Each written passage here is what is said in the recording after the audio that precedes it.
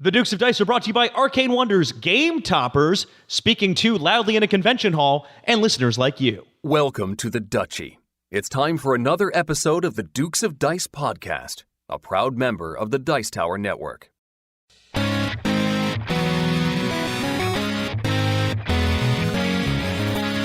Coming to you from the Duchy of the Duke City, Albuquerque, New Mexico, and the Gateway City, St. Louis, Missouri, it's The Dukes of Dice, a podcast about board, card, and occasionally role-playing games. Today, the Dukes give you a recap of Geek Way to the West. In news, they'll discuss the Spiel and Kennerspiel nominees. Then they'll be reviewing Antoine Bauza and Eric Lang's Victorian Masterminds. And finally, they're looking back at their review of Space in their Dukes Double Take. And now, The Dukes of Dice. Hey everybody, welcome back to the podcast. This is Sean. And also Alex.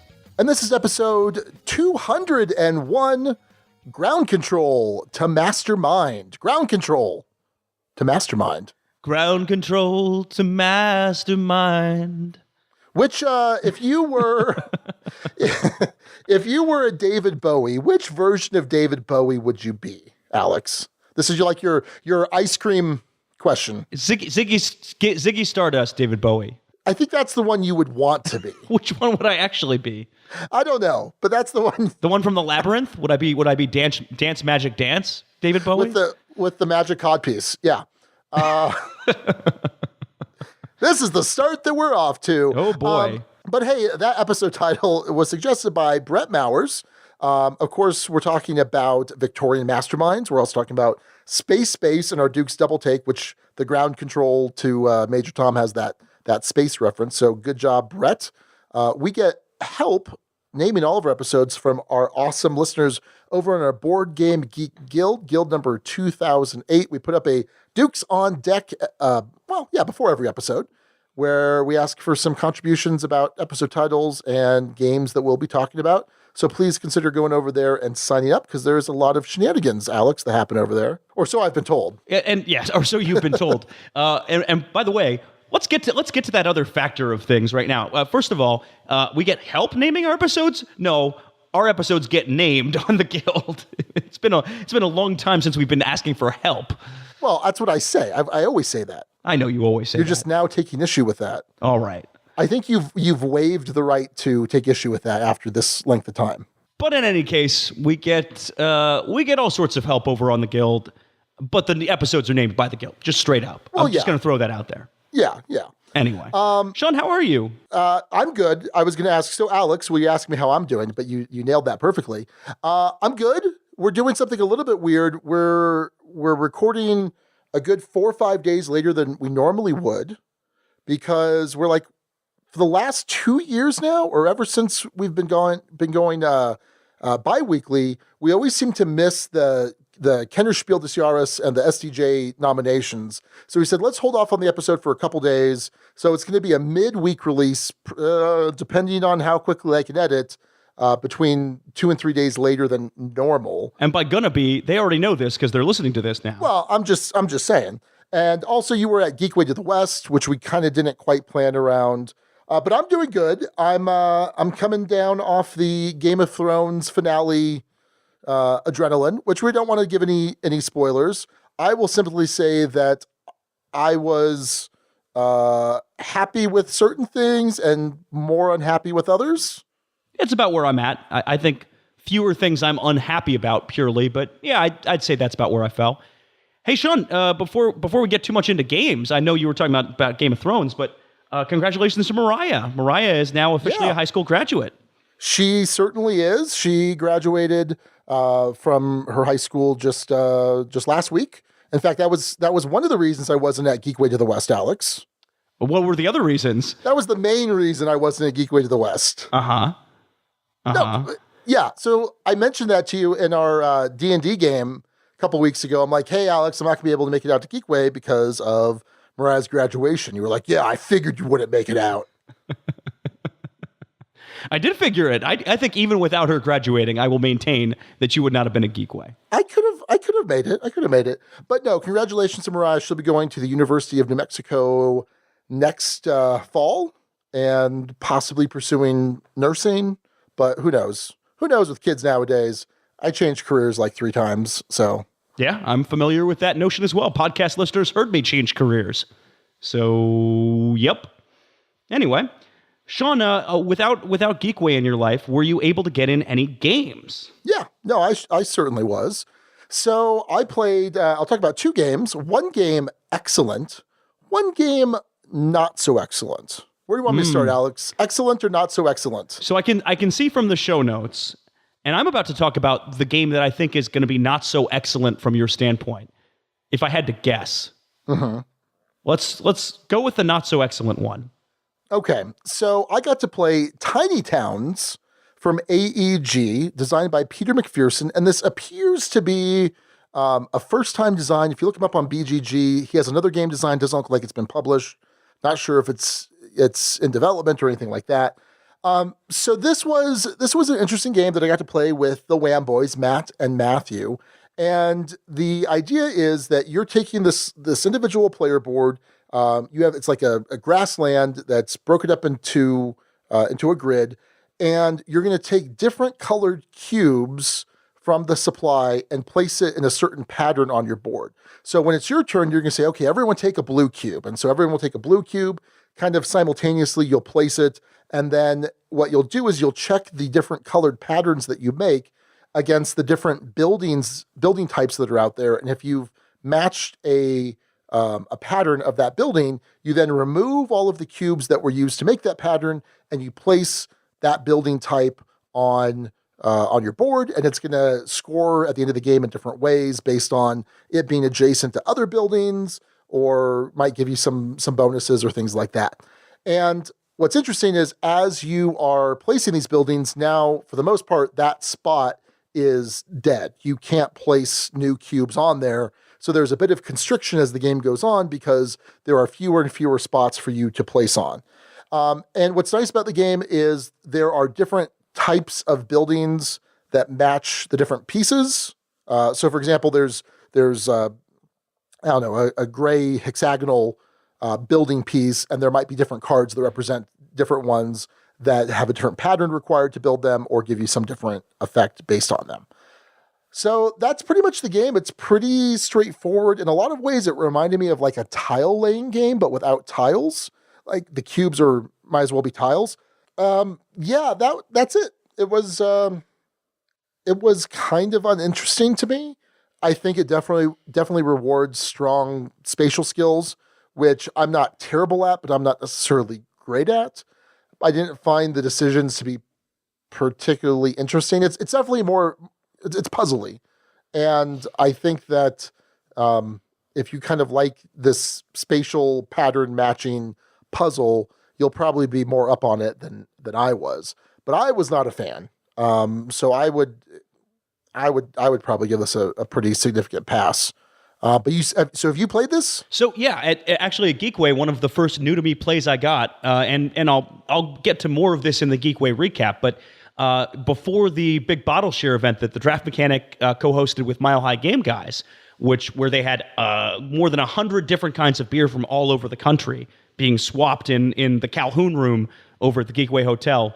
Right before that, I had gotten there 2 hours early, and so Cassidy, formerly of Board Game Blitz, was up there and was learning Tiny Towns. And I said, great, I'd like to try it. I know this thing's certainly hot. And so we jumped in, we played a 2-player game of Tiny Towns. Sean, I got my butt whooped. I did real bad. I did so very badly at this game. Not good at all. Terribly. Yeah, me too. I was bad at it. Yeah. And I didn't necessarily hate it, though. Here's the thing.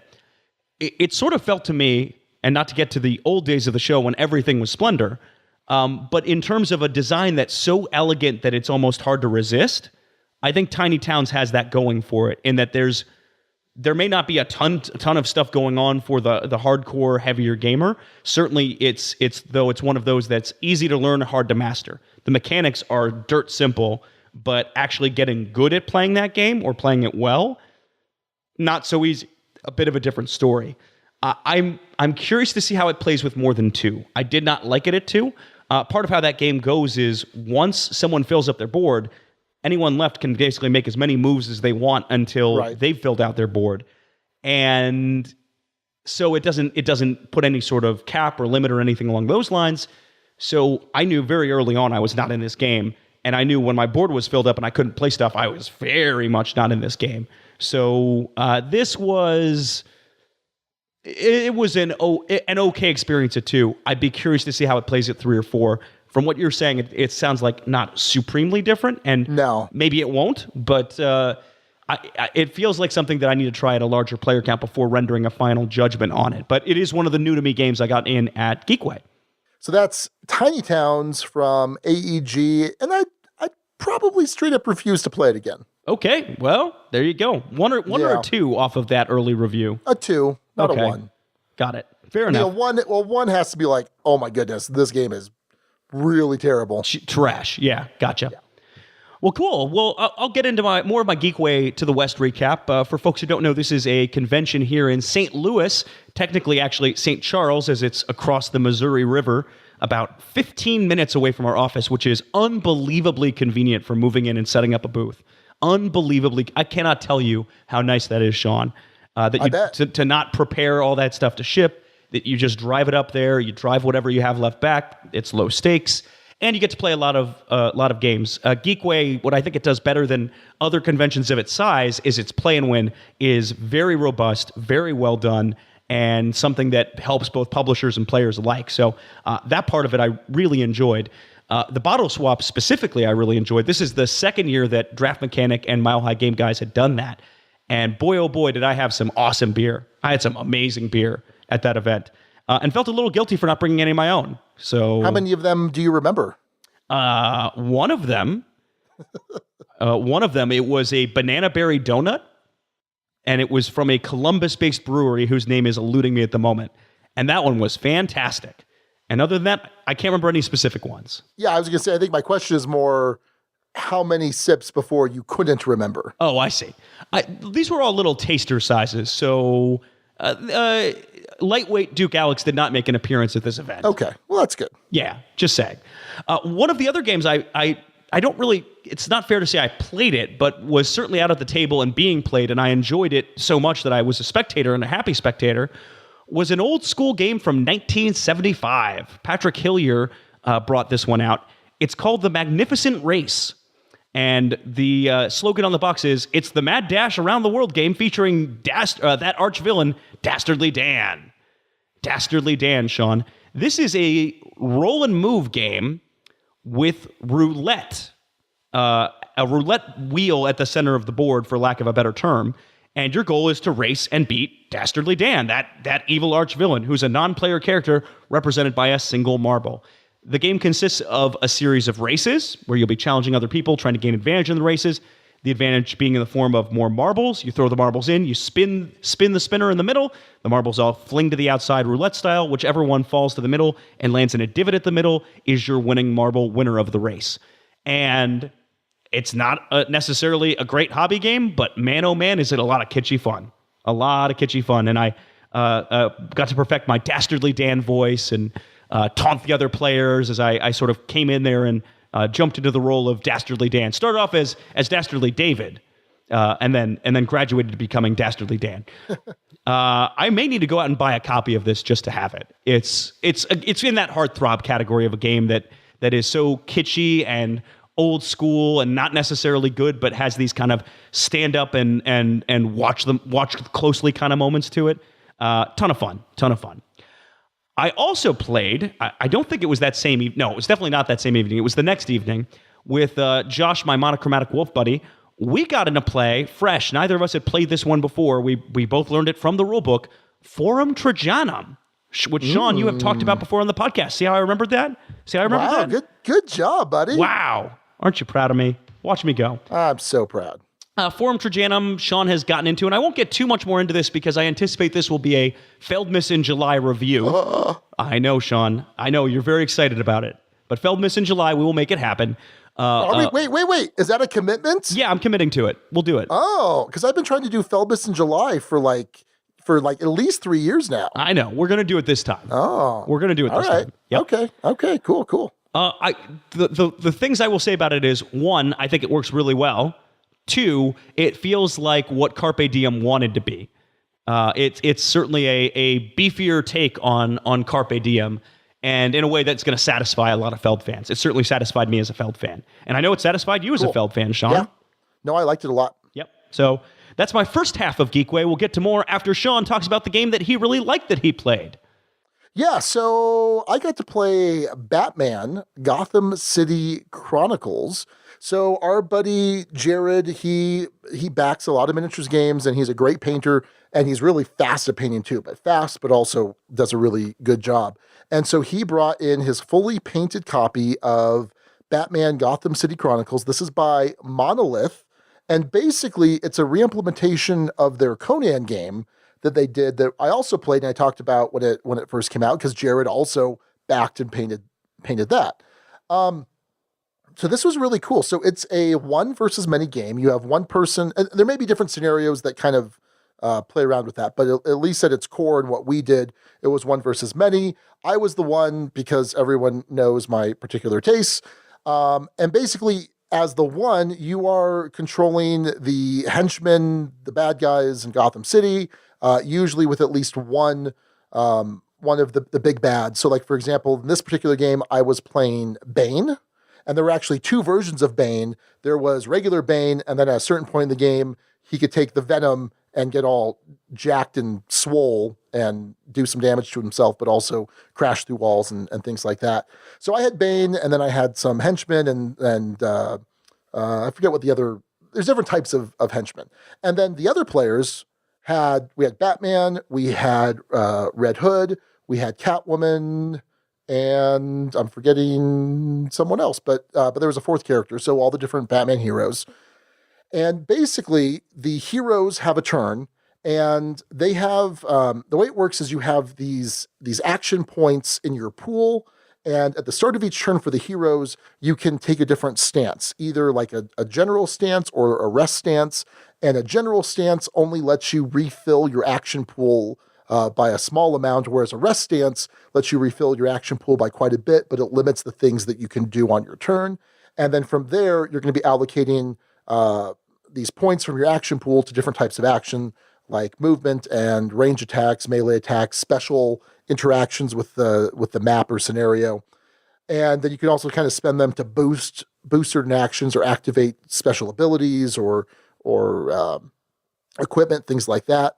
Now, as the bad guy, I have something a little bit different. So I have my own little action pool, and I refresh it at a pretty steady rate. But there's this river of cards, and so all of my different model types are on this. And the one at the very left costs me 1 point to activate. Once I activate that, I activate all the models of that type. And then I take that little tile and I slide it over to the far right, or I pick it up and place it to the far right. Everything else slides over. And now I can activate the next thing at that 1 point cost. I can activate 2 cards per turn. But if I want to, I can kind of jump further ahead in line. But if it's 4 in, I'm going to spend 4 points to activate it. So obviously there's a little bit of give and take as far as, I really want to activate this particular unit because it's better positioned, but it's going to cost me more. And sometimes it's a surprise because maybe my Bane character is so far down the line, people don't think, well, that I'm going to activate it because it's going to cost too much, but it's so opportune to do it this particular turn, so I'll do it. It was a lot of fun. I really enjoyed Conan, and it's pretty much the same system. I like this even more because I like the IP even more. I'm a big, Batman fan. It's got a bunch of different comic artists, including Jim Lee, who's one of my favorite comic artists. He actually did, what did he do? He did the Hush thing, Batman 608. Did you ever read Hush? You don't read comic books. I might have read Hush. Did you read Hush? Maybe. Really? I've read some Batman graphic novels. I can't remember what they are offhand. The Killing Joke or The Last Joke or something. Yeah. I've read Killing that one. Joke is fantastic. Yeah. Long Halloween is great. Year One is great. Year One I've read. I've read Year One as well. Year One is, wow, Alex, I'm impressed. I've read a couple. I don't think I've read Hush, though. Hush is very good. I highly recommend Hush. But yeah, Killing Joke's very good. So yeah, this was a lot of fun. My one complaint with the game was not so much a mechanics issue, just that all of these different characters and the henchmen have different special abilities. and there's a ton of different special abilities, and you had to kind of look them up in the rule book, and it was kind of hard to find them because you didn't know what they were called. So you just had the icon on your card. There was no name, but within the rule book, it was organized alphabetically by name. And so it was kind of hard finding those. So Jared's going to put together some, player aids and things like that, which will be helpful. It was a little bit annoying, but overall, it was a great experience. I am happy to play this again. This style of game is hard to play with our podcast schedule, but certainly I will make efforts to continue to play this because it was a lot of fun, and it's a cool IP, and he did a great job painting the models, which certainly helps. Definitely helps if you're going to go to the expense of picking up one of these games to actually spend the time and invest and make them look really nice so they really pop on the game board. But overall, it's a fantastic production. Great components as far as like the plastic console for the bad guy. I mean, it's great. Everything about this was a fantastic production, and I had a lot of fun with it. Have you played Conan or? Yeah, I played Conan once, and I was not a big fan of it. So what was it? Because you like certain. So dungeon crawl is the wrong word because it's not a dungeon crawl, but yeah, in the sense that there are miniatures and there's like an overlord and there's. Because you like certain ones. Sometimes. I don't like it as much as you do. That one versus many style is one that you always like more than I did. Descent or Star Wars Imperial Assault. I mean, my favorite thing about Star Wars Imperial Assault was the dual mode. I thought that was really good. But the one versus many element of it, sometimes. Sure. Sometimes. And Conan, I recall being pretty iffy on. On the one play I got. So I don't know if I'm super enthused to check this one out, but I'm happy to hear the game itself was as good as the miniatures were. Yeah, no, it was a ton of fun. I really liked it. So that is Batman: Gotham City Chronicles from Monolith Games. Awesome. Well, Geekway Part 2, I during the course of Geekway, I played a mix of kind of new to me games and old standbys. The Mind came out with Kathy, one of our listeners. I'll talk about a play I got in with her and her family and friends a little bit later on. I nearly played in a Baseball Highlights 2045 first mention tournament. Got you this time, Sean. Shucks. Yeah, take that. Let's see. I also got in another play of Architects of the West Kingdom. Ended up teaching that. And a couple of more familiar ones that it's always interesting to see what you come back to as a gamer. But here's some of the new ones. I got a chance to go over by the Stronghold booth and demo a game called Second Chance by Uwe Rosenberg. Sean, have you seen this one floating around at Empire? No, I have not. This is on the way lighter end of Uwe Rosenberg. It is taking his Trajanum patchwork kind of game and distilling it down to its absolute most basic. Like, cannot get more basic than this game. So here's how it works. You have a grid. Everyone starts off with a different 8 square shape in the middle of that grid. And then each turn, 2 cards come face up off the deck. You have to put one of them onto your grid. That's the game. If you can't place either of the shapes, you get a second chance. You get dealt a card that's only for you that you can use to try and fill that in on your own. Again, that's literally the game. Your score is determined by how full you can make that grid. And I will say this. I could see this being a nice little filler game. It's certainly nowhere near as satisfying as literally any of his other polyomino kind of games. Any of his space management kind of games that I played. Even Cottage Garden, I would put this below Cottage Garden in terms of just being a satisfying experience. But in terms of being easy to teach people, I found a game like Blocks, which is Tetris-y and you fill it in. I found that teaches really well with folks who don't game a ton, and I think this one will too. So I think it has its place in a collection. I just don't know as a hobbyist how often I'm going to want to play this one or how often it's going to come out. I will mention that there's a weird oversight in the rulebook where if the game is tied in terms of number of squares remaining, the person who went out first gets a 1 square bonus, and the person with that 1 square bonus wins. But if I'm in a 4-player game and 2 people went out early but aren't in the mix for scoring, and the 2 other people are tied in terms of number of squares remaining, the rulebook does not address that situation, which seems to me a pretty common situation. I was a little bit bugged by that. Anyway, That second chance, again, not a ton to this one. If you're an Uwe Rosenberg fan and Patchwork is one of your favorite games, I'm sure you won't hate this one, and it might even be a good one to play with non-gamers, but hard to recommend it as a hobby game for me. So that's second chance. Subtext, I got a chance to play by Wolfgang Warsch, who is all over the frickin' map. He is everywhere.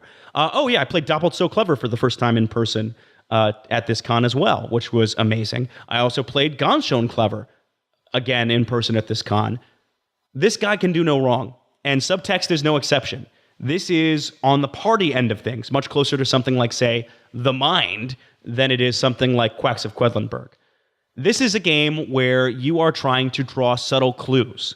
So, for instance, if the clue that you have is, well, let's just explain how the game's played. Every round there's a dealer. The dealer will draw the top card off the clue deck, read it, remember it, then draw enough for all of the other players, shuffle it up, and deal those out. So the dealer is secretly on a team with one of the players at the table, but neither the player at the table nor the dealer know who that person is when you're making your drawings. Making sense so far, Sean? This one can be a little bit tricky to explain. Yeah, I think so.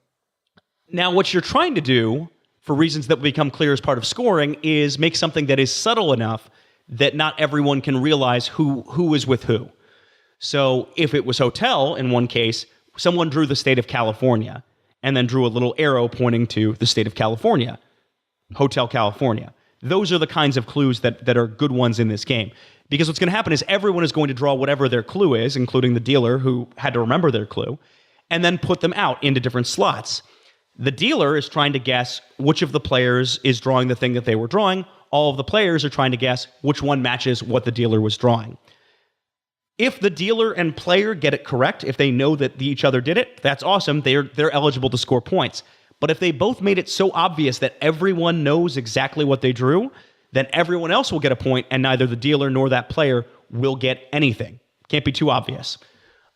If you were not in on it, but can guess correctly who was, then you're going to get points for every 1 point plus 1 point for every wrong guess out there. That's the core of the game. It's a silly drawing game, but I enjoy, for instance, when a game makes you, when the word is mushroom, that your mind has to go to drawing the ugliest Mario you've ever seen. I did my best, Sean. I really did my best, but it came out horrifyingly bad. For Picnic, I drew Yogi Bear, but Yogi Bear I gave like Freddy Krueger-like claws, and that ended up throwing things off when I was giving out that clue. So to be clear, I'm very bad at this game, but it's a lot of fun. It's a lot of fun, and it makes me that much more excited for Wavelength, which I backed on Kickstarter to come out. I played this one a couple of times. I anticipate playing it more. It wasn't one of those where I instantly was like, I have to have this. I have to have this in my collection. But he has not done a bad game in my eyes just yet. I have not played a game of his that I have not enjoyed. I know there's a game out there called Fuji, which I'd be curious to try too. It's a cooperative game. I don't know if you've heard much about that one, Sean. No, I haven't. Yeah.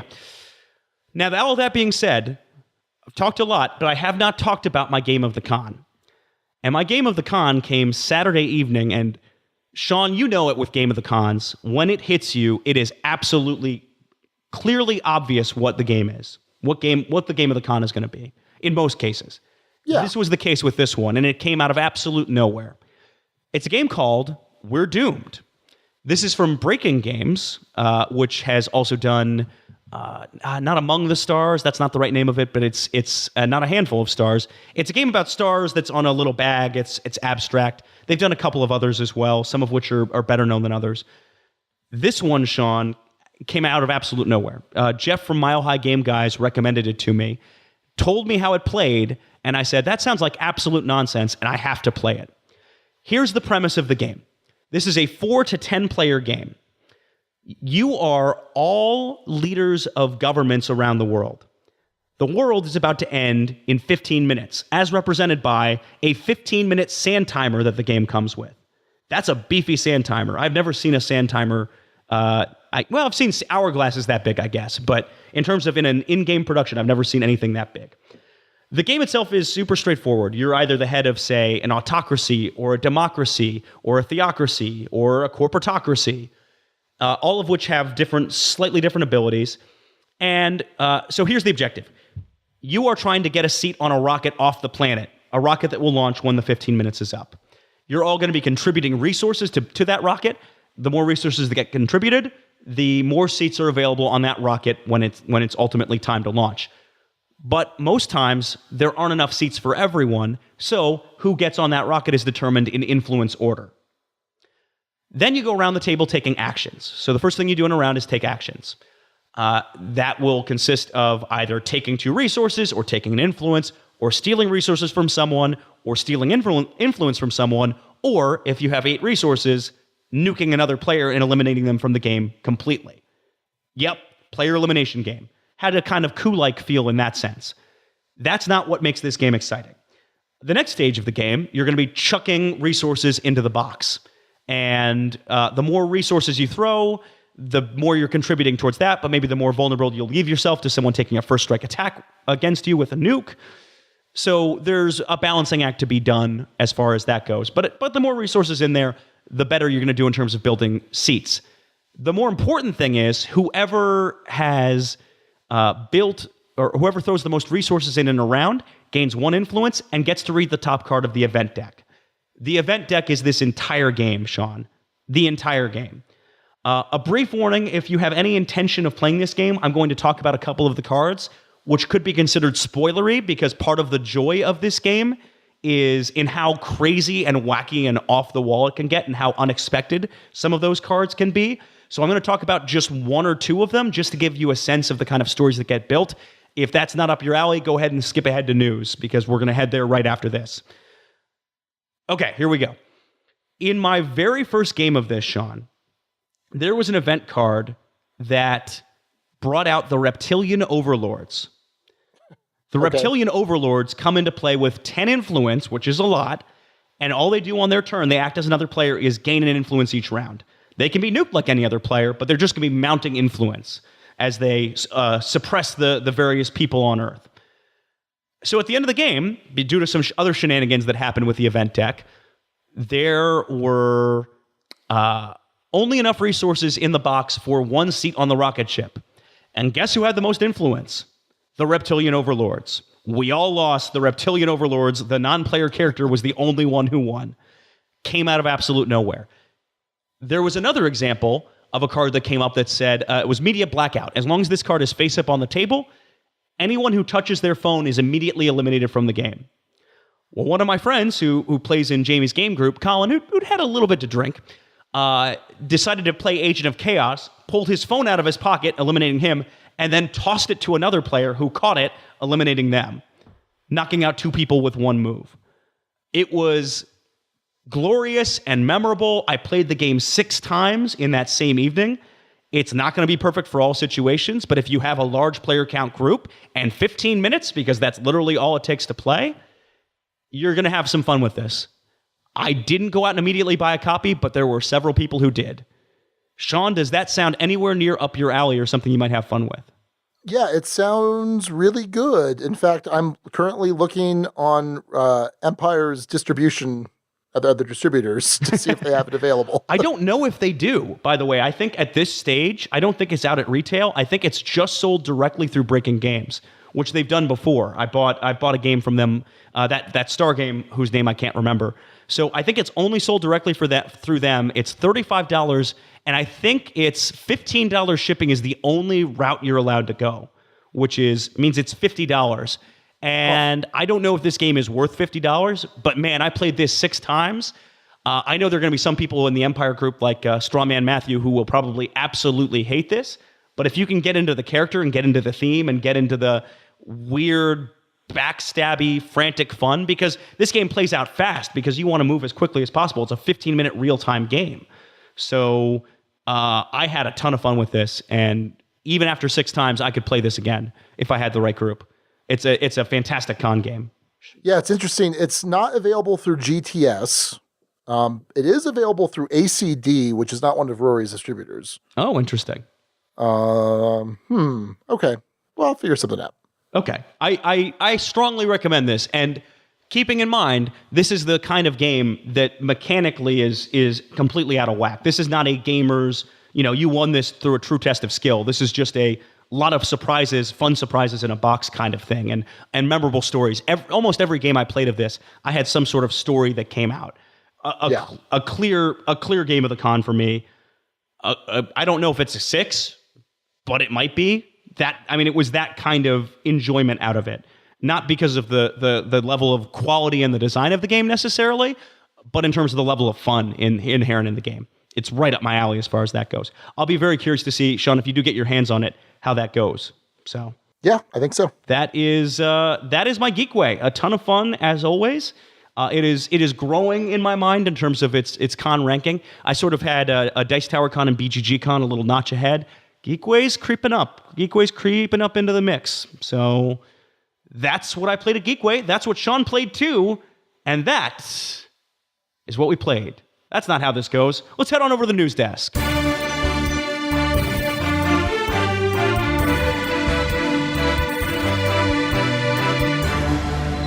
Well, after that extremely long intro, we also have a beefy one-item news segment here, Sean, because so that we wouldn't seem out of date, we have the Spiel des Jahres and Kennerspiel nominees. Now, I always get too far ahead of ourselves here and go straight into this, but Sean, my goodness, as you always like to remind me, not everyone knows what the Spiel des Jahres is, right? You are just surprising me left and right tonight, Alex. I am on the ball. So this is the German Game of the Year award. It is awarded, game must be published in Germany, I believe is a requirement. Mm-hmm. And it is probably, in some ways, the most prestigious award there is. As certainly the most well-known one and one of the longest-running ones. But it's a big deal. The winner of this award will sell tens, if not hundreds of thousands of copies of their game just in Germany alone, and even more in the U.S., because this is one that if you're in the hobby, you want to pay attention to. When last we left our heroes, in other words, what happened last year, I believe the Spiel des Jahres went to Azul, and the Kennerspiel went to Quacks of Quedlinburg. In fact, it was this award, Sean, that, for me at least, put Wolfgang Warsch on the map, because he was nominated for 3 of the 6 slots, which is insane. Right. Absolutely insane. Yeah, pretty crazy. And he's not nominated this year. He is not not among the group. So, Sean, let's get right to it. Before we get right to it, how do you see this award? This is usually not necessarily a Sean type of game that comes out of these categories these days. So let me say this first. Wolfgang Warsch, here's my one recommendation. Stretch it out, buddy. Just stretch it out. You don't have to publish like 5 smash hits in 1 year. Stretch it out. All right. You gotta leave the people wanting something. So this game. So this award, the Spiel des Jahres. So that's been around since '78, right? So there's a pretty interesting pedigree here, and I would say for the most part that I am very likely to enjoy the Spiel winner. When it comes to light games, it's not my preferred style of game, weight of game, whatever. But like Azul is a fantastic game. I think it's a fantastic light game. King Domino, I'd rather play Queen Domino, but still same thing. That was the 2017 winner. Codenames won in 2016. I mean, in my book, these are all fantastic games. Really excellent games. No, it's not the one that I'm going to look at to say, okay, there's going to be my next favorite game, but I certainly have some respect for them. Now, when we take a look at the Kennerspiel, which came about in 2011, this is the Connoisseurs Award, the Connoisseur Game of the Year.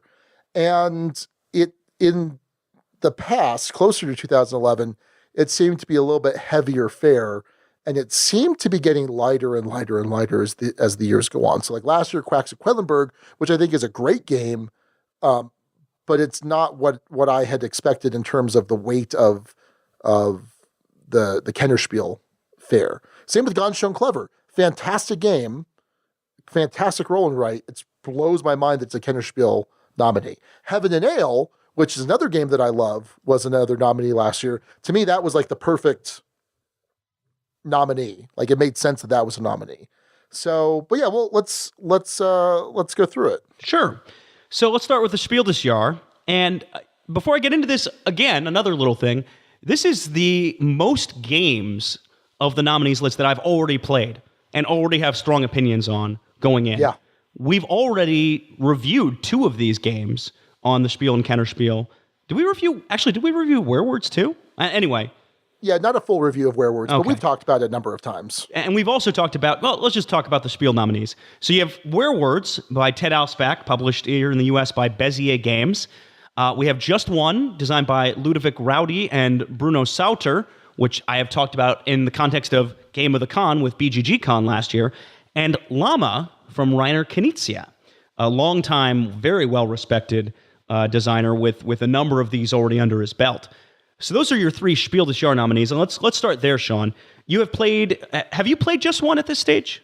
I have not, just Werewords on the list. Okay, Yeah. Interesting. That game is all over the place here in St. Louis. I've seen it on the table a ton, so I'm surprised that thing hasn't made its way to Empire yet. Well, it's at Empire. I just don't think anyone's really tried to bring it out. So I might try and bring it out this Wednesday. Okay.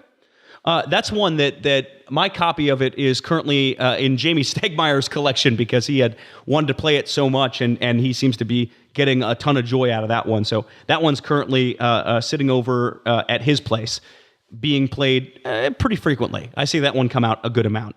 So the only one of these I don't know anything about or didn't know anything about until today was Llama from Rainer Knizia.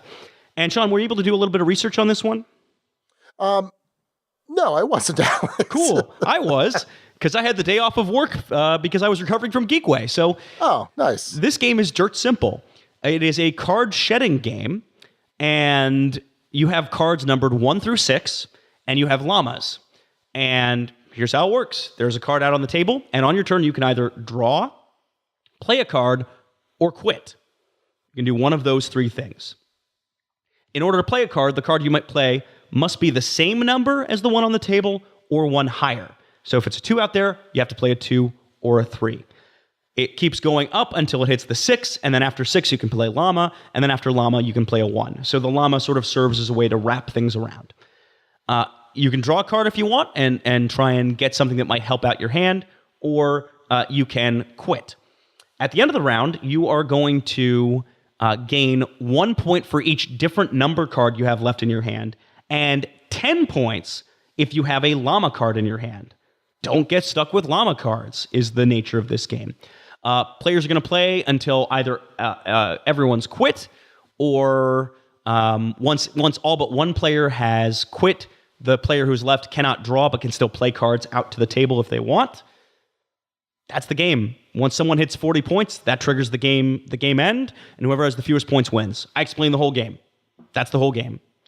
I've heard it described in one of the video reviews I saw as a much, much better Uno, which I don't know if that's necessarily a huge favor. I mean, it certainly seems to fit the spiel. It is definitely on the lighter end, way on the lighter end.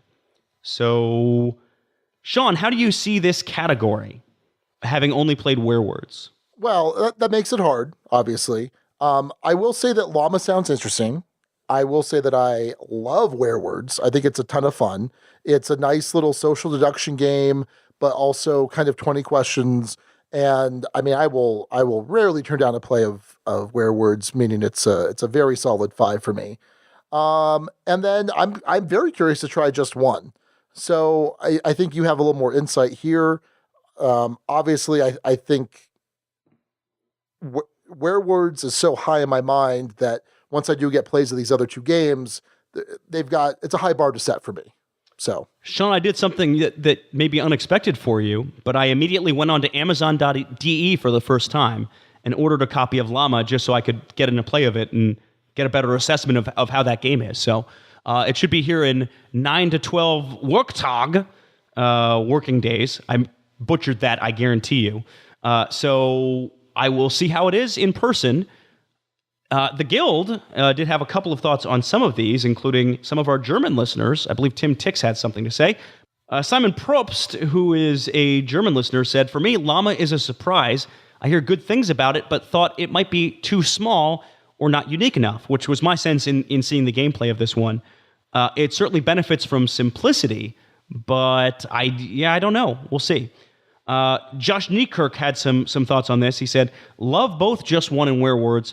I bring both out as end-of-the-night fun fillers. Just One feels closer to Codenames in that it feels like a modern classic that will blow up and become huge, so I think it will get the win. And I'll say this, I brought that game, Just One, to Thanksgiving, and my family was absolutely in love with that game.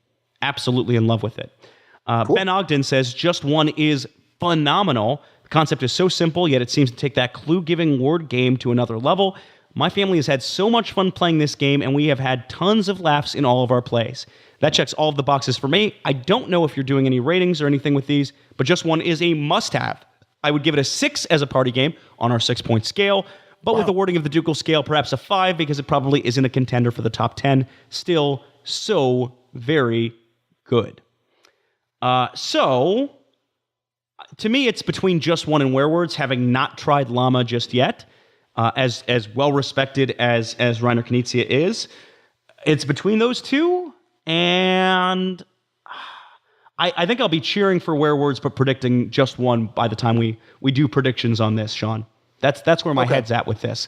From your sense of the games, not having played any of them, where do you fall on this? Well, I mean, it sounds like Just One's really good. I had kind of the same thoughts about Llama. Like, it sounds like a lot of different shedding games. But, I mean, I don't want to make any predictions just yet. Hopefully, I'll at least be able to have tried Just One by next episode, maybe Llama, and then I'll weigh in with a formal prediction. Gotcha. Well, this next one, the Kennerspiel this year, is another one where all 3 of the games I knew about, 2 of the 3 I'd played, and all 3 of which I could have absolutely have already played by now. You have Wingspan, designed by Elizabeth Hargrave, published here in the U.S. by Stonemaier Games, Carpe Diem by Stefan Feld, and Detective by Ignacy Trzewiczek, Przemysław Reimer, and Jakub Lapit. And that's published by Portal Games. Sean, which of these have you played? Well, we're in the same boat. We've both played Carpe Diem, and we've both played Wingspan. In fact, reviewed both. And I will say this, the plan is for next episode for us to do a featured review of Detective, a modern crime board game. So that worked out kind of nicely. So Carpe Diem is a Stefan Feld game. We reviewed it, I can't remember the episode, but it was a couple months ago. And it's it feels like a Feld game. It's pretty straightforward. It's pretty light.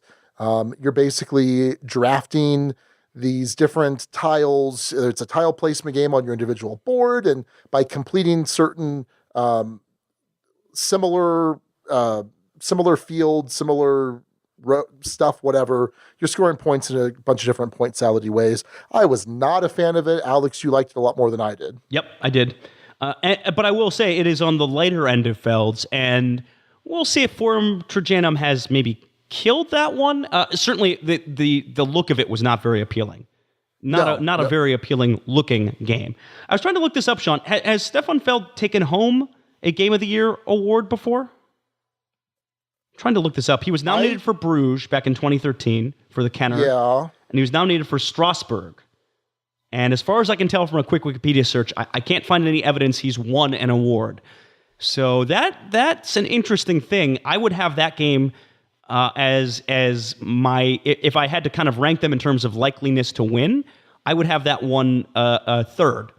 But you never know. You never know if the longtime designer, big fan base, tons of games under his belt, tons of classics under his belt, if that plays into how this all goes down. I don't know.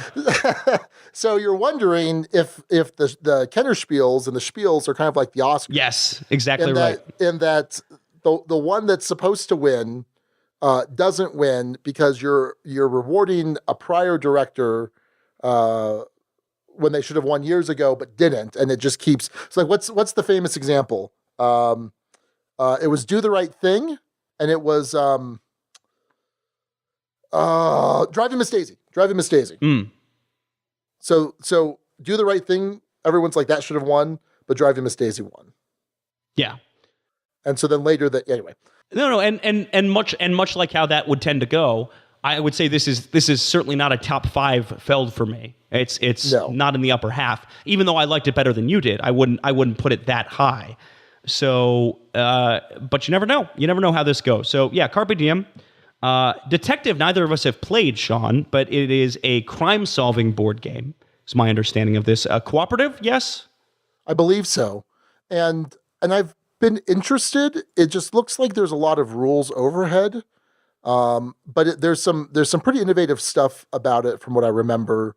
And I haven't been able to invest myself in learning the particular rules. But if I remember, like, aren't you like looking stuff up on your phone? Something like that, yeah. Yeah. Well, and I tried out last year, I think during Dice Tower Con, Chronicles of Crime, and I enjoyed that one a good amount. And it had me maybe overlook Detective or not think as much about Detective, just based on how much I had enjoyed that one, and I wondered if Detective would stack up or not. So we'll see. We'll talk much more about that one in the coming weeks. And then there is the heavy hitter, and I'm trying to find good comparisons. You know, what we usually do, Sean, is look back at last year and kind of try and fit which one is which. Right. So for me, Carpe Diem is Heaven and Ale. Detective is Gone Shown Clever. And Wingspan is maybe Quacks of Quedlinburg. Okay. It's not a perfect fit. Yeah, it falls apart this year. But basically, we're trying to create the analogs, like you were saying, to prior years. And okay. Yeah, it doesn't work even for the year before that because of Terraforming Mars and Raiders. Okay, never mind. Dang it. Yeah, I guess Terraforming Mars would be, well, I don't know. Yeah, it's kind of rough. No, I don't think so. I don't think there's a good fit with that either. But basically, this idea that each game is a sort of, I don't know, a representative for different styles of game. Yeah. And this year doesn't quite work out that way. No. They're all pretty similar. They're all a lot more conventional, with the exception of Detective, I think. Yeah, for sure. And Wingspan, we just reviewed a couple episodes ago. A great little action selection, engine building game. I enjoyed it a lot. You enjoyed it a lot. It's hard. I feel like, man, I don't know. Without having played Detective, I suspect that I'm going to like Detective quite a bit. I don't know what my prediction is for you on that. I feel like I might, again, pure conjecture at this point. Yeah. I feel like I might like Detective more than Wingspan, based off what I've heard. Could be. But if I'm going to make a prediction now, I think it's going to be Wingspan. So this is another one, much like the Spiel, where I would be surprised if Carpe Diem won. And for me, it's between Detective and Wingspan. And it's just a matter of what kind of year is this? Is this a year like 2017 when Exit, the game, won over Terraforming Mars?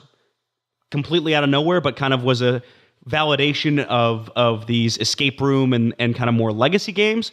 Or is this going to be a year more like, I don't know, I'm trying to find a conventional Kennerspiel year. You have to go back a little bit. Even then, it's tough. I don't know. To me, it feels like it's between Wingspan and Detective. I hate writing off a Stefan Feld game, but it feels like those are the two favorites, you would have to say. And I'd have a hard time guessing between the two, but yeah, gun to my head, I might say Wingspan. As we get closer, I think we'll obviously level final predictions right before this comes out. But it's certainly a decent crop this year, having played all three. Not a lot of misses among all six of them, as best I can tell. So well done to the Spiel and Kennerspiel committee, and congrats to all the folks nominated. I sent Jamie a word of congratulations. I know that's a big deal for Stonemeyer to have a game of theirs in the Spiel or Kennerspiel. So. Oh, yeah. Yeah, huge deal. So that's going to do it for Spiel and Kennerspiel. Sean, you said you had another item of news? Yeah, I sure do, Alex. And it's magic related. First mention, or second first mention, I think is how we should phrase it going forward. Oh, now you get to do that? No, I'm saying we call it second first mention. Oh, okay. I think is how we do it. So, Alex, remember for I don't know, 2 months now, Nick and I have been building these popper decks. I do. Which has been a lot of work. So these are all common cards. This was the first time there was a major popper tournament. And so we took the top 8 deck lists and we said, okay, we're gonna build them. So we spent, or we had my assistant crunch all the data, tell us how many cards we needed for each of us. Then we went to Comic Warehouse here in town and we spent 4.5 hours sorting through cards, trying to find what we needed. And then we ordered from 4 different online stores to get the ones we were missing. We finally got them all in. Nick and I did our final audit. We're short, at this point, we're short like 4 or 6 cards each, something like that.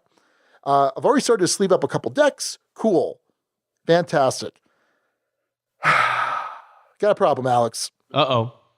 Today, Magic announced its updates to its banned and restricted lists. So for official tournament play, they give like, here are all of the banned cards in standard. Here are all the banned cards in legacy, modern, etc. They banned 3 cards today in Pauper. Three blue cards. Gush, Gataxian Probe, and I'm forgetting the other one off the top of my head, which are in half of the 8 decks that we have. Oh boy. So for our purposes, we still have these kind of 8 decks that exist in this little microcosm of they competed against each other in the top 8. For casual play, that's fine. But now if I wanted to play in a sanctioned tournament for Pauper, I can't do that. So it was just kind of a bummer after all the hard work Nick and I did. And yeah, we could probably fix some things and tweak them or whatever. But it was just kind of annoying. Yeah, it's kind of bummed. Womp, womp, womp. Big time womp womp. I'm sure everyone feels so bad for you, Sean. Was it foil? I think it was foil. Gush, Gataxian Probe, and foil. Okay. So I think the third one. Cool. And basically, the idea here is that these are all free-ish cards to play. You want me to explain why? No, I don't want you to explain why. I have no interest. Don't know anything about it. Have no context. Uses Phyrexian mana. Okay. So if it's blue Phyrexian mana, you can either spend blue mana or pay 2 life instead. Gush lets you return 2 islands to hand. I'm in hell. Paying the mana cost. Oh, no, it wasn't foil. It was days. And it was days that got returned. That's a look at the news.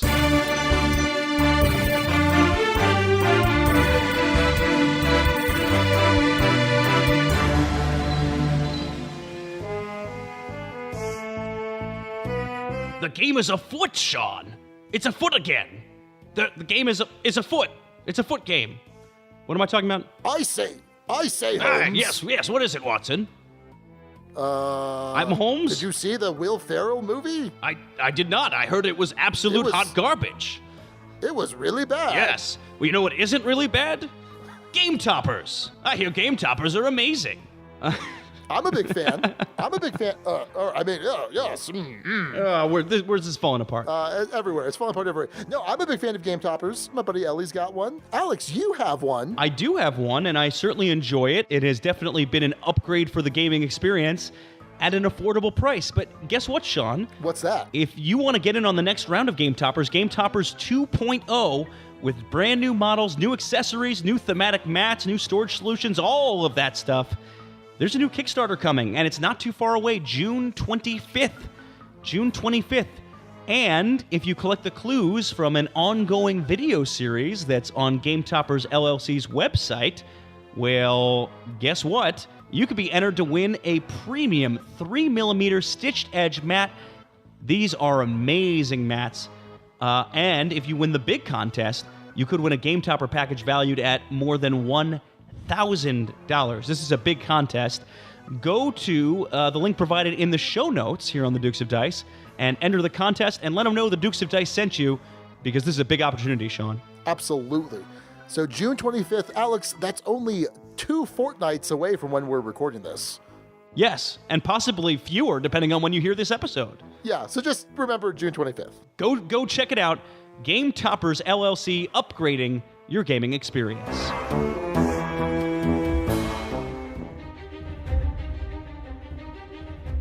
General Ramirez, we're under attack. Actually, I'm only a colonel. I've been demoted. Colonel Ramirez, we're under attack, and you haven't been promoted. Oh, you know what? I'm a major now. This is all falling apart. Major Ramirez, we're under attack, and you've been demoted twice since our last conversation. Yeah, it's really bad. I'm not good at this whole war thing, Alex. I mean, General Goldsmith. Sorry. It was a general speaking to a fellow general. Oh, Private Goldsmith. Private Goldsmith.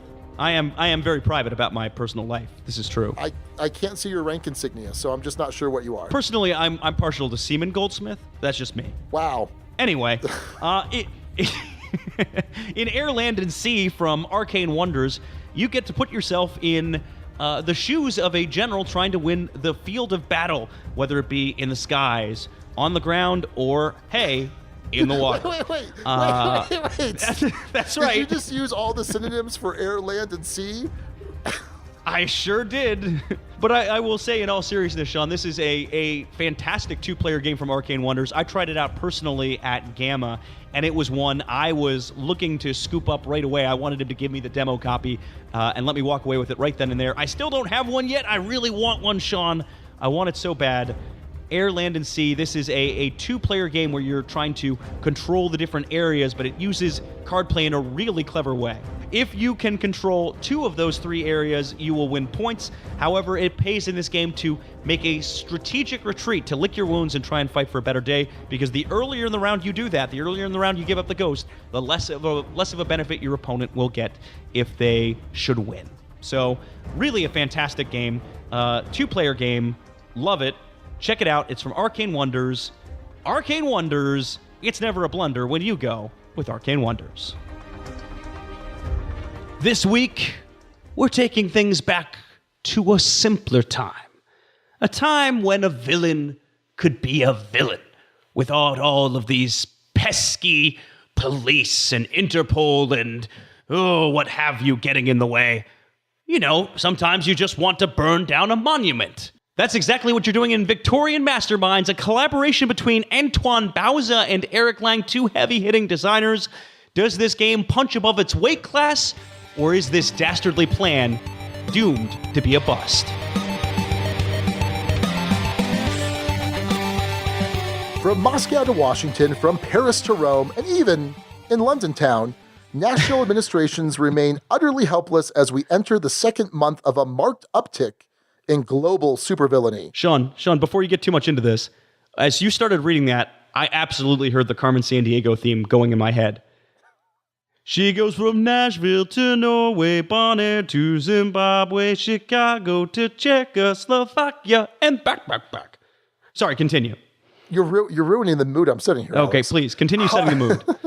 High-profile disappearances of scientists and officials worldwide have left investigators at a stand, while monuments vanish and fighting between rival villains erupts in the streets. Massive machines of enormous military capabilities have been reported in the remote corners of the world, and one can but wonder, how will national military stand against mechanical monstrosities of such fearsome firepower? And through it all, London's own celebrity detective, Mr. Sherlock Holmes, remains unaccounted for. Scotland Yard reports no leads in the ongoing investigation. Truly, the world is fruit ripe for the plucking for the most vile, the most conniving, and the most evil Victorian mastermind. So this is a worker placement Euro game where you're trying to collect the most mayhem points, which are really just victory points.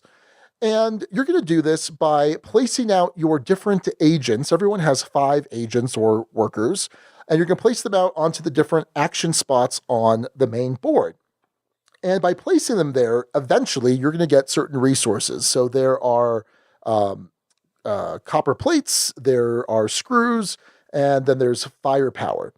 And you're going to use the screws and the copper plates to build different parts on your machine sheet. You each have these asymmetric machines that you're building. They give you certain bonuses or perhaps endgame mayhem points.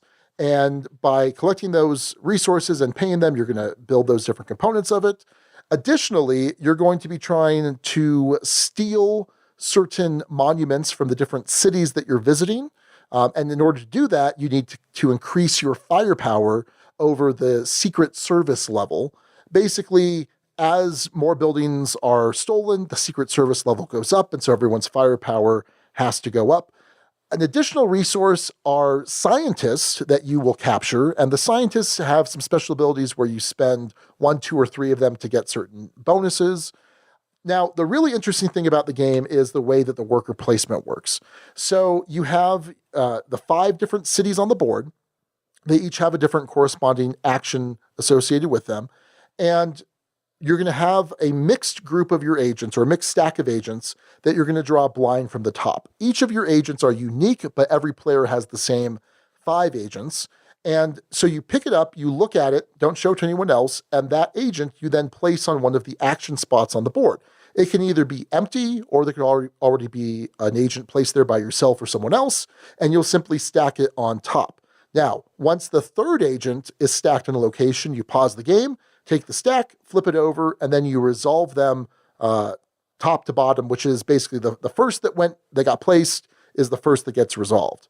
So let's say that I go to the city that gives me a copper plate. I would get a copper plate from the supply, and then depending on which agent I played, I get its agent ability.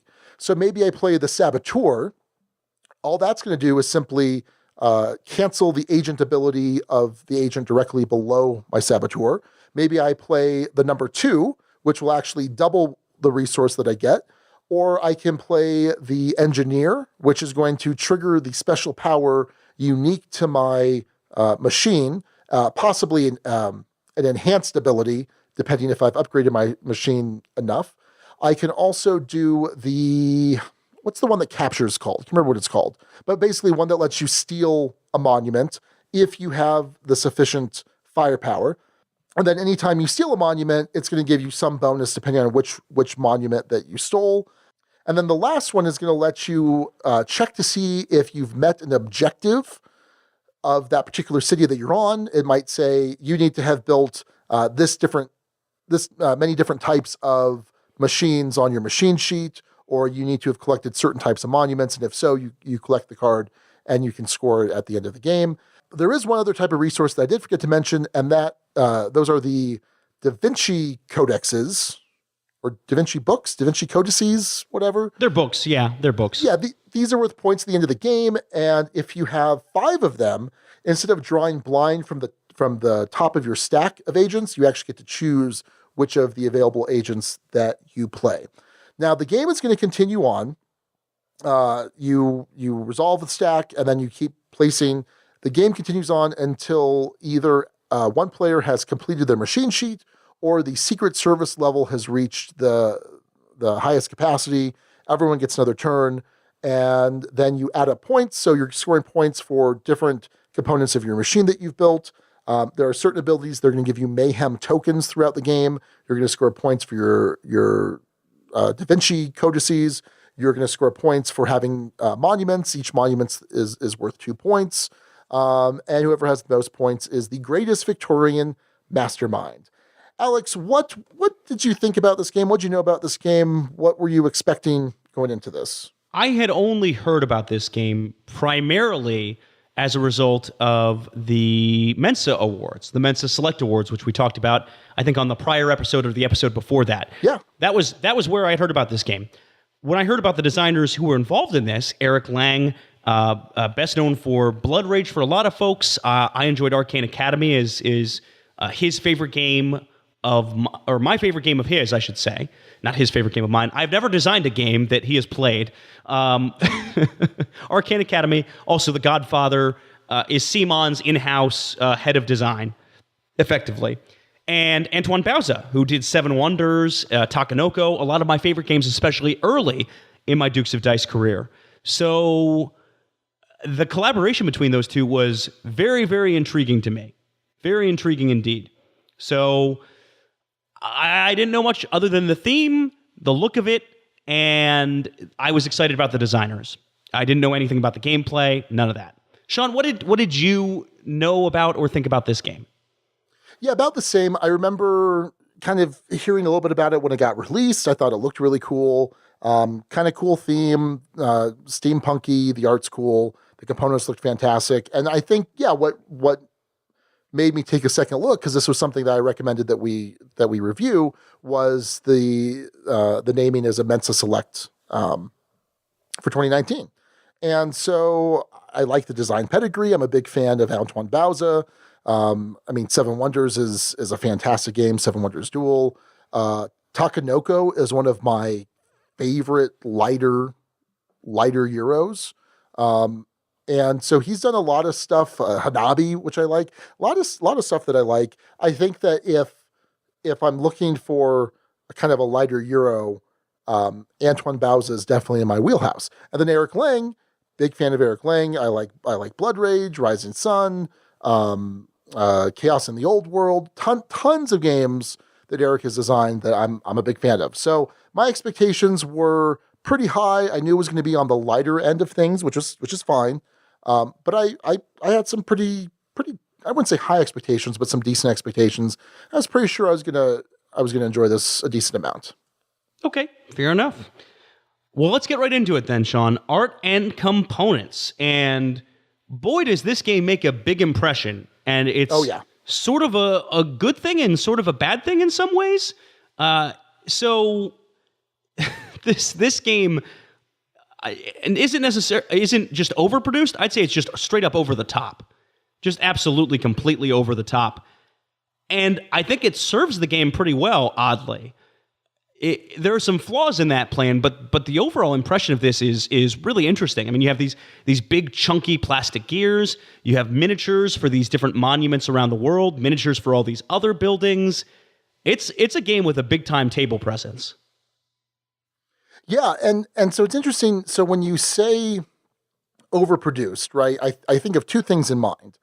Number one, I think of the price, right? Are you getting, for the price that you're paying, are you spending too much on the components and not enough on the mechanics and design and development, things like that?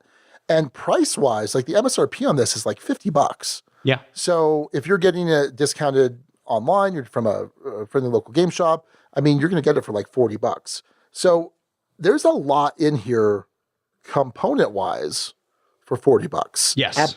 Absolutely. In fact, I could almost, just the components, I could see this being priced $60, $70, and no one really kind of blinking an eye at that. But there is the other side of overproduced. Does that affect the expectation of the gameplay? And I think to a certain extent, it certainly affected what I expected to get out of this game in terms of gameplay.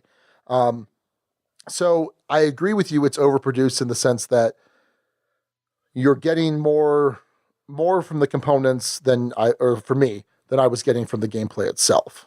Well, at least from the big components, right? When you're talking about, the monuments, the little Eiffel Tower and the White House, all of those you're getting a ton of. Absolutely. But then there are some little funky, weird things. You get these, and when I was punching this out, this was really annoying. These tiny, absolutely tiny copper plates and bolts, and that was incredibly annoying and completely in contrast to the other parts of the game, which are gigantic. You get these really large, full, colorful player boards, and then these almost non-existent little tiny pieces. Now, in their defense, they're double-sided, which is a nice, efficient use of components. But I'll put it this way. I'll talk more about her experience a little bit later on. But just from looking at the components, Abby didn't think this game was going to be for her. And after we played, she had some other thoughts, which I'll get to. But one of the thoughts she had was, this is really fiddly. Like really fiddly, and it is. It's a fiddly game.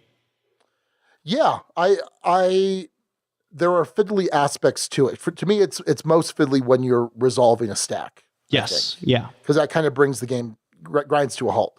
But yeah, so the copper and bolt or whatever they're called, those little pieces, they're like less than a centimeter in diameter.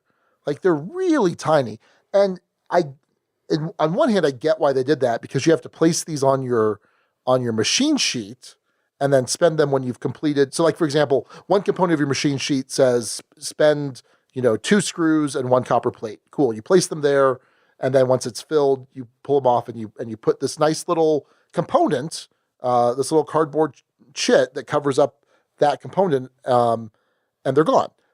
But there's plenty of room to have bigger components or bigger, copper plates and screws on the board. On your player sheet. Yep. So yeah, it was a weird choice considering how chunky everything else was. Other than that, I thought it was pretty decent table presence. The agents, like the gears that you mentioned, they're really big. They're really nice. Having all of the monuments out on the main board, like it looks good. The table presence of this game is really strong, and it looks like there's a lot going on here that might be enjoyable. A couple of other things that were odd to me in terms of production choices and decisions. One of them being the backs of these buildings. So you have these different colored buildings, ships or the machines that you're building as an individual player. You have different colors of those, and they're distinguished by what's on the back, which is good because you need to sort them out. Each person has the same number of pieces, but just different kinds. And a lot of those colors were very similar. Similar. There's like a maroon and a magenta. There's a sea green and a lime green. Yeah, I didn't get that. I didn't get why they did it that way. That was it was weird. An odd choice. Also in that category, it uses iconography pretty decently in most cases, where it'll say, "Hey, get this is worth 2 points" or whatever else. But that same symbol is used to take a mayhem token, which is worth 2 points. But there was some question for people. Oh, do I take 2 mayhem tokens? Do I take just one? Right. That came up a couple of times in different plays with different groups. So that wasn't completely clean. Other than that, I think the iconography was pretty solid as a whole, though. Yeah. And so we didn't mention the rule book. The rule book was okay. What I did have trouble with was on the machine sheet, there are 3 different places in the rule book you need to look at to realize how the machine sheet works, when the placement of the components on the machine sheet happens, and when you're able to cash them in. Like I'm like, okay, I'm pretty sure this is how it works.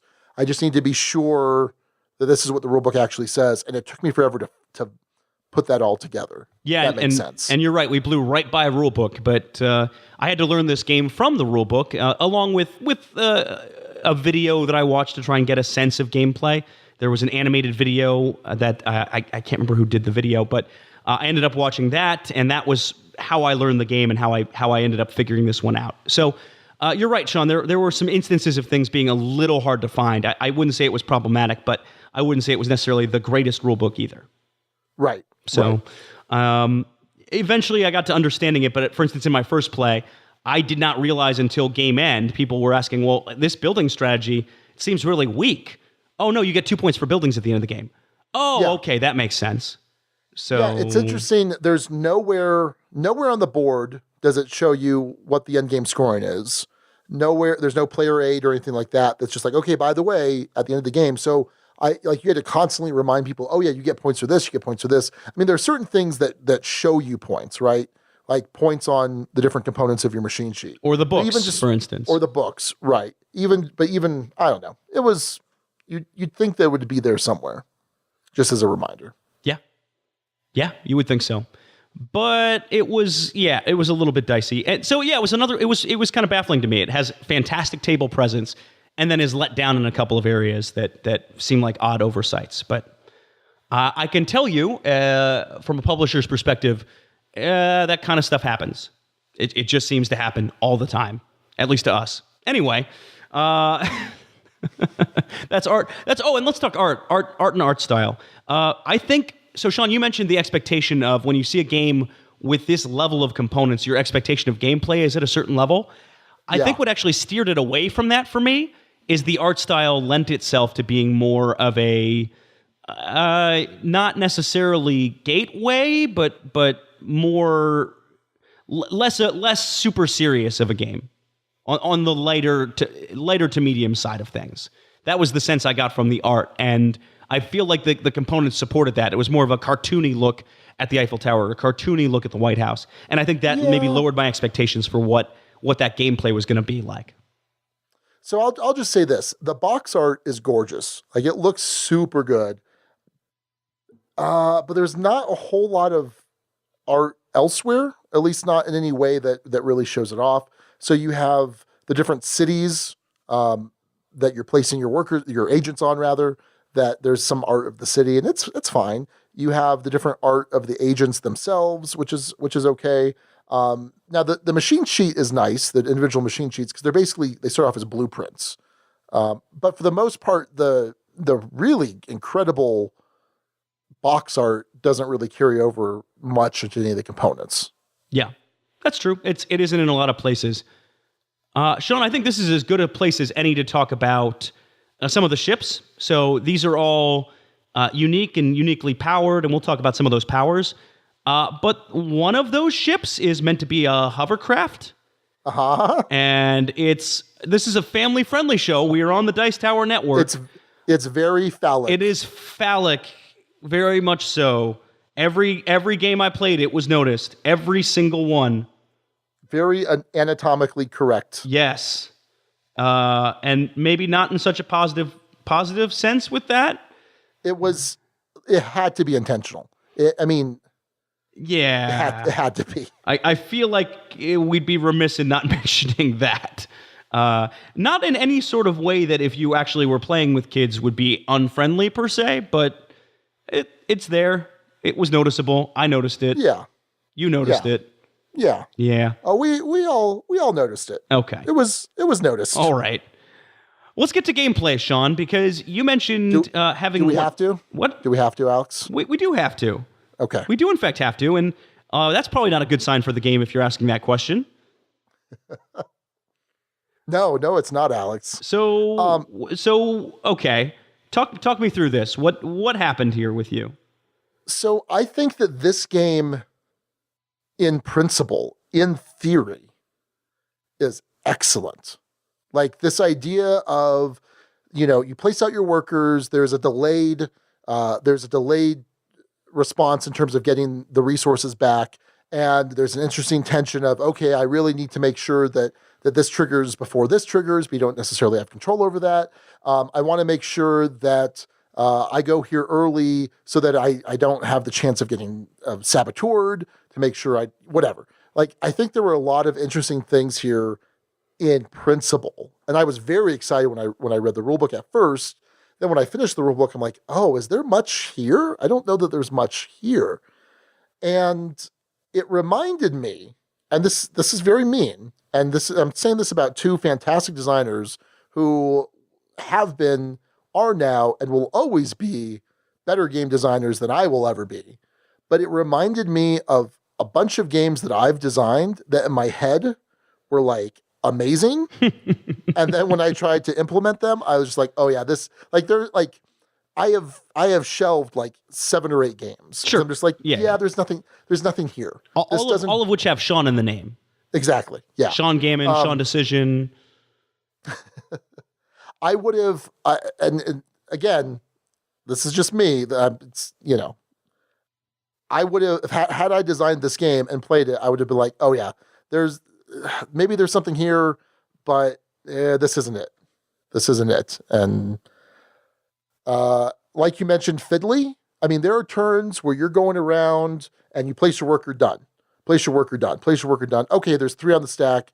And now the resolution, someone's got to kind of be in charge of it. And that was frequently me. Because otherwise the game just takes too long. Sure. You just need to okay, you get this and you get this. Do you want this or this? Do you, whatever. Next one. Here's your piece back.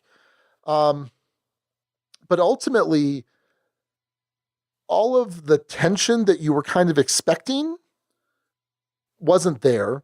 Part of that, I think, is due to the fact that you're at least starting off the game, drawing your agent blind. Like, yes, you see what it is, and based on that decision, you get to place it. But if you really need your capture a city agent, or capture a monument agent, and it's on the bottom, well, shoot, like I needed to place it before I place this other one, and now my plan's going to kind of fall apart.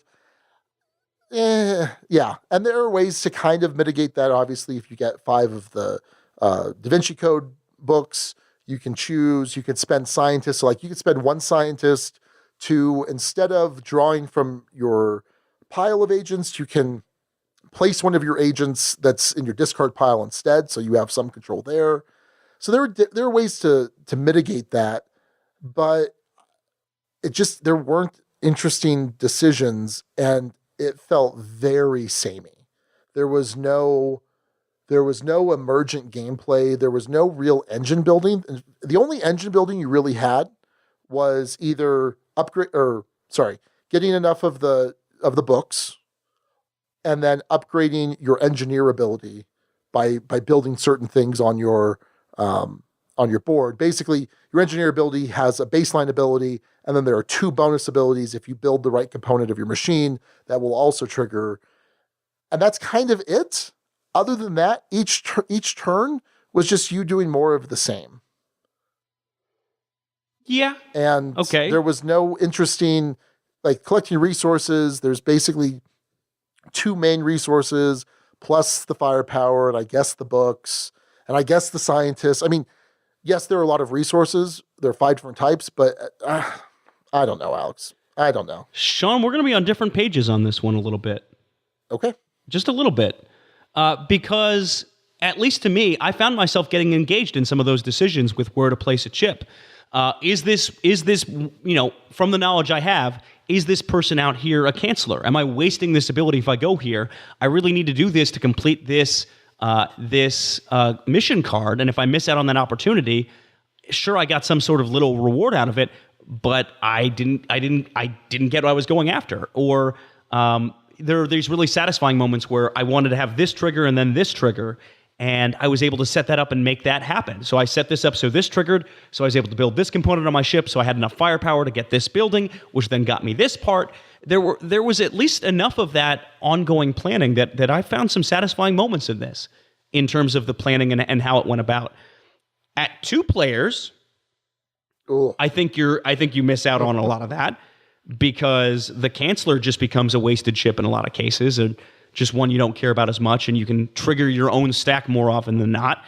I don't like this as a 2-player game, but as a 4-player game, I think it can work pretty well because of those different decisions, that wondering what chip does your opponent have face down in front of them, or face down on that stack I might want to place on. Can I get this to trigger in the order it needs to trigger in? Where I agree with you, it might be lacking is sometimes it's hard to see the truly different paths to victory. It sort of feels like you have to be doing a lot of different things and earning points at just about every turn, in several different ways. But that being said, when I played this game with Abby, we played different strategies, and it ended up being a really close game when it didn't necessarily appear like it was going to be. So I found enough satisfying moments in here. I wouldn't say this is a favorite by any means. I wouldn't say this is even necessarily one that's going to be one I'll bring out a lot in hobbyist crowds. But for what it's trying to do in a short span of time, I think there's enough satisfaction there to be had.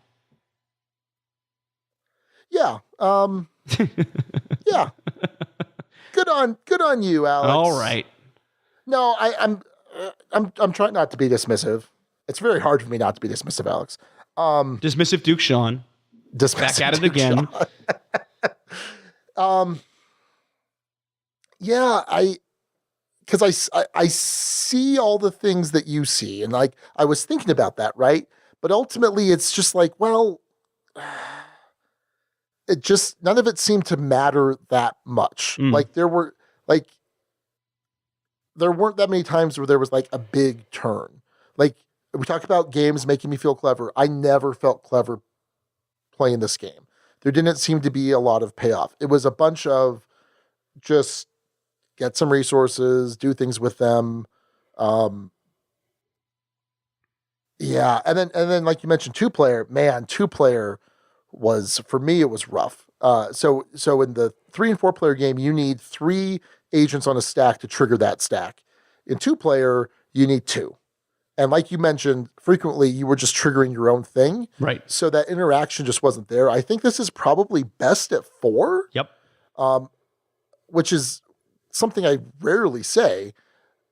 But at the same time, with 4, it's also a little more chaotic. And yeah, there were times when I'm looking at players' discard piles. Oh, their saboteur is face up, so I know that the saboteur is on the stack here. Like I was trying to make this into something. But here's the thing. It could be that my expectations were so high, and after I read the rule book, I kind of already thought, I don't think there's much here. And maybe I was a little cranky during the initial play. No, because I was kind of expecting not to like it. And maybe this is self-fulfilling prophecy. I'm just throwing it all out there. I'm just throwing it all out there, Alex. But a lot of times, I mean, I know from reading a rule book or from being taught a game if I'm going to really like it from the get-go. Because having played enough games, you can kind of put the pieces together. And I'm trying to think the last game I played where someone was teaching me, I'm like, oh yeah, this sounds really good. It was Forum Trajanum. I was like, I'm really going to like this game. Just based off, we're halfway through the rules and I'm going to like this a lot. Sure. So. And for all of the things I said about it, Sean, it's certainly not a love. It's a like in a lot of regards. And it's a does enough. It's not a blows me out of the water. And it certainly didn't from reading the rules and understanding the mechanics. The potential of those chips and not knowing what they did was certainly huge. And I think, as you mentioned, in concept, this game would have sounded a bit better than in practice. But I'm certainly less tepid. And part of why I'm less tepid, maybe, Sean, is having played it with Abby, she enjoyed this game. She afterwards said she was not excited to play it, but I needed to get in another play for the review, and she was willing to play along with me on a weekend. And she said, I saw you punching out all those components, and I wanted nothing to do with that. She saw all of that was going in the box. But after she played it, she's like, actually, I enjoyed it. And I said, well, where does that fit on the Abby scale? She's like, I don't know. I mean, the Dukes of Dice scale doesn't really apply to me because I'm not buying games just about ever. I think it got an Abby 4 was what we ultimately decided it hit at. Okay. And I think if we have Abby on sometime, her version of the scale is pretty funny. Like it goes from like to eh. Like it just kind of climbs up like that in terms of like what is your one word response to this game? That may have had some effect on me enjoying it, but that was also my least favorite play, if only because it was that 2-player play that was less satisfying. My plays that I've enjoyed of this have been at 4 players exclusively. So, yeah, I don't know. It's weird. It's a game that I could see myself playing more with Abby than with anyone else, but it would only be with Abby and, say, other friends, and usually that would be other of her friends, and I don't know if that's necessarily the crowd that's going to necessarily enjoy this game. It's not quite light enough to fit the bill there. So, yeah, it's kind of in this weird in-between place as a game, Sean. Has Abby played Takenoko? She has. Is she a fan of Takenoko? She is not. Oh, interesting. Yeah, I was surprised by that too. Interesting. Yeah, she was, her opinion on that was there's a lot of stuff going on and none of it's interesting. Okay. Yeah, so she did not dig that game. Okay. I'm calibrating her to her taste as we go on. I was surprised she liked it as much as she did. And I think she was surprised she liked it as much as she did. Yeah. Okay. Well, Alex, anything else to say about gameplay? No, nothing I can think of. Quick talk on theme. Does it feel thematic? Yeah, I think it does. I do like how the first player is supposed to go to the person with the best evil laugh. I thought that was one of the better done pick a random first player mechanics I've seen in a game. We didn't actually do it, but I still broke out Schwazi, but I appreciated that. That felt thematic, and it feels to an extent like you're being dastardly as you blow up buildings around the world. Sure. Yeah, you. It's not that you get more powerful by building your ship. I mean, you can in certain respects. You build the weapon components on your ship, and your firepower goes up, right? You build certain components, and you unlock the ability to take more scientists, and you're capturing scientists to kind of give you. So I mentioned one scientist lets you choose one of your discarded agents to place. 2 scientists let you basically take 2 actions in a row, and then discarding 3 scientists let you steal a building from anywhere on the board, right? So yeah, it felt fairly thematic, but I think in a lot of ways, this was the minis really helped it feel thematic, I think. Did you play Spirium, Alex? No, I have not. So Spirium looks like garbage. The production on it was not great. The art on it was not great, but it also kind of had this the steampunk feel to it, and it was this interesting worker placement game where you were placing workers where certain cards came together, and it became more expensive as there were more workers already there. And it was just, for some reason I was thinking a lot of this game when I played this, because if this had the Spurium treatment in terms of the art and components, it would be just the worst. Just the worst. Whereas Spurium has that, and the gameplay is really good. It's a really good game. And for some reason, the comparison was just made in my mind. Gotcha. Okay. Huh. Well, anyway, this has not been played much by the Guild.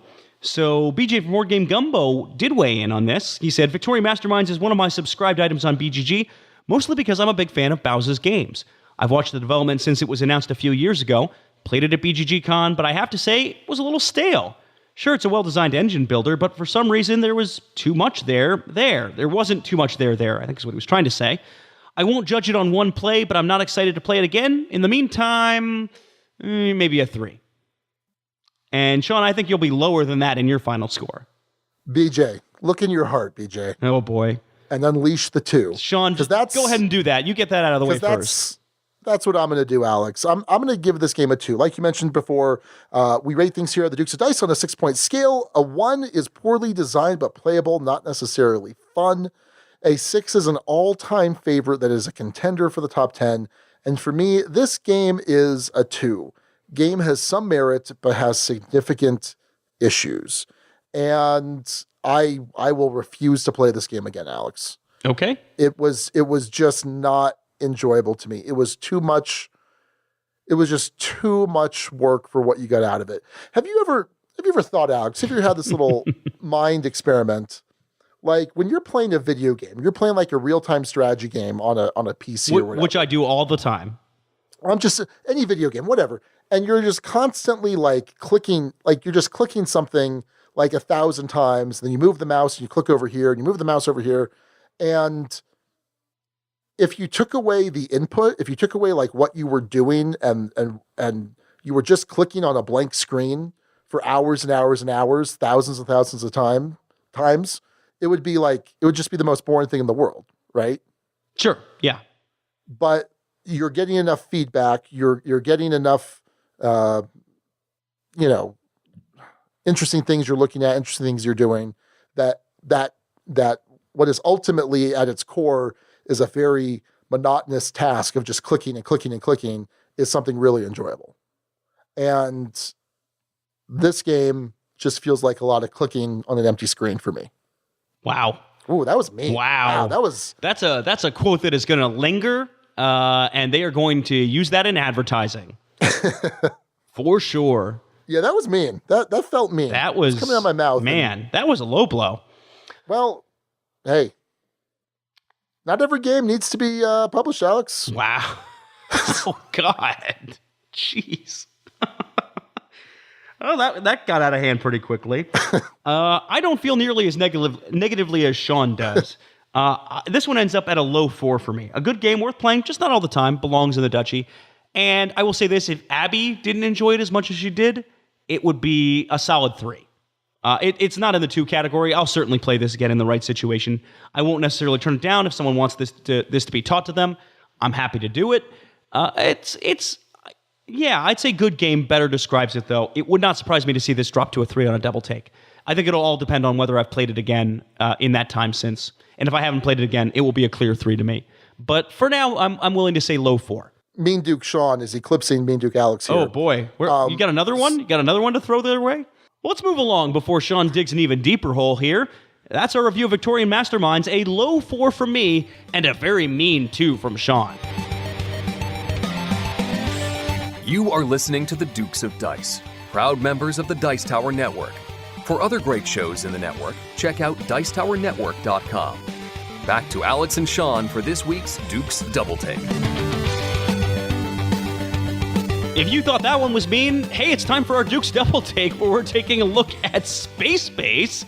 Episode 175, All Your Base Are Belong to Us.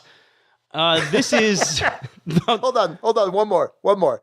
Oh, okay, we're going back to Victorian Masterminds now. Okay. I would rather play Space Base than Victorian Masterminds. No way, Jose. Not even close for me, as we'll talk about. Neither of us were very happy about this game. I guess the best thing you could say for it is, even though it has that kind of similar vein of Machi Koro, it's better than Machi Koro. We both said as much during the review. One of the few games we've both given a 1 on this podcast. But we didn't like it much better. Sean, you gave this one a low 3, saying you would only reluctantly play it. I gave this one a very low 3. Poorly done rulebook, significant issues, and I said at the time, I'm pretty sure this thing is going to drop to a 2 a year from now. And I was right. Sean, I have not played this since. I have actively encouraged or actively when this game is brought out for people to play, be like, nope, I'm good, thanks. I'll play something else, just about anything else. And that is as good a sign as any to me that this is a clear 2. I can see why, and we'll hear some praise for this game here in a second from the guild, but I can see why there's praise for it. But there's something about this type of thing, this Machi Koro space-spacey kind of mechanic that just does not click with me. And it's a 2. It's a pretty clear 2, and I don't feel bad about it at all. And I won't even say anything that much meaner. Sean might, maybe not. Sean, have you played this game since? No, I haven't played it since. But I will say this, I'm willing to try it again with the expansion. Not a prayer. Not for me. Yeah. Not happening. And I'm not necessarily having high hopes for it. I'm not thinking it's going to, I think maybe it keeps it from being a 2. I don't think it would necessarily get to a 4, but who knows? But I'm willing to at least try it. So I'll keep it at a 3. Game is okay, not exciting. We'll play in the right situation. Would you play the base game in the right situation? No. Come on. Well, let me play the expansion. Okay.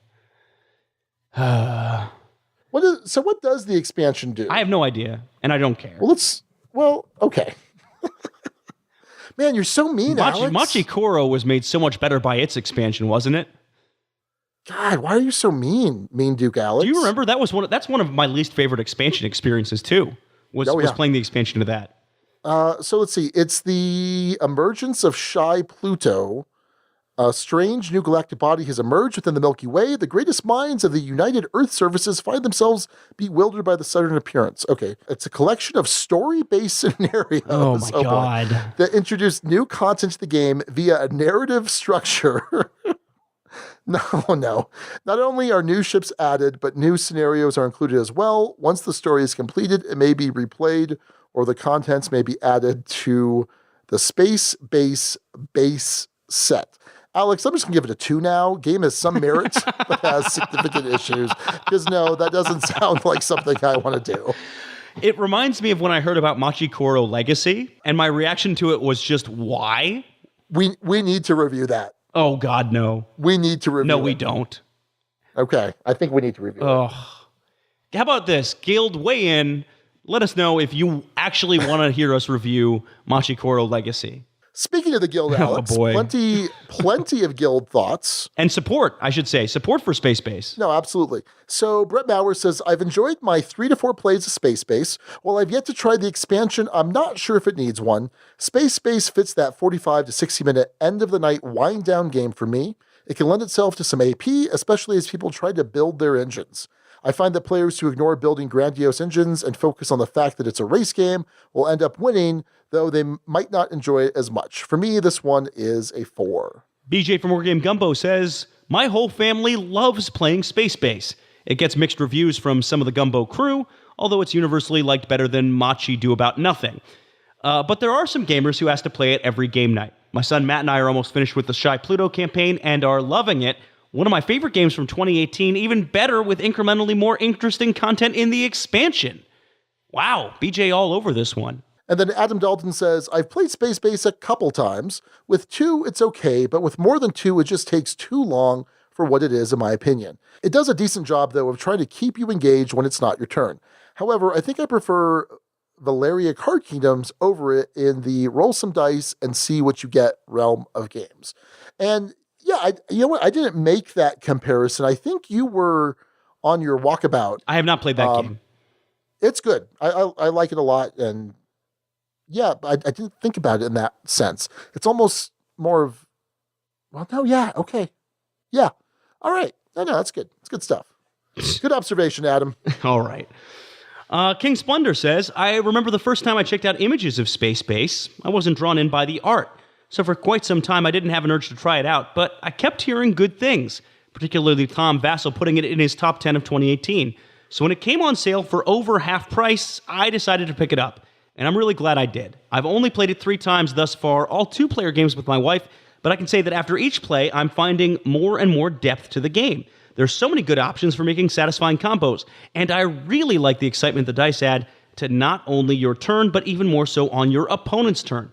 Nothing is more satisfying than when your opponent keeps rolling that one number you've tanked to the moon.